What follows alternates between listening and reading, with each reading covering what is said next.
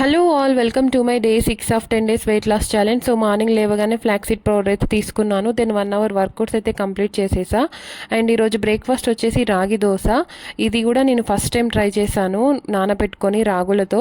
చాలా బాగా వచ్చాయి దోశలు కూడా. సో మీకు కూడా పోస్ట్ చేస్తాను ఎలా పెట్టుకోవాలి ఏంటి అనేది. ఈరోజు లంచ్ వచ్చేసి 9 రకాలతో చేసిన సిరిధాన్యాల ఉప్మా రవ్వ తీసుకున్నాను.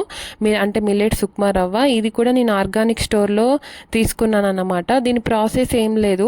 ముందుగా ఆయిల్ హీట్ అయిన తర్వాత అందులో జీలకర్ర, ఆవాలు, పచ్చిమిర్చి, కరివేపాకు, సన్నగా తరుముకున్న ఆనియన్స్, క్యారెట్, క్యాప్సికమ్, ఇంకా మీరు ఏం వెజిటేబుల్స్ తింటే అవి వేసుకోవచ్చు. సో ఇక్కడ కొలతలు వచ్చేసి 1 కప్పు మిల్లెట్ ఉప్మా రవ్వకి మనకి 3 కప్పుల వాటర్ అయితే పడుతుంది.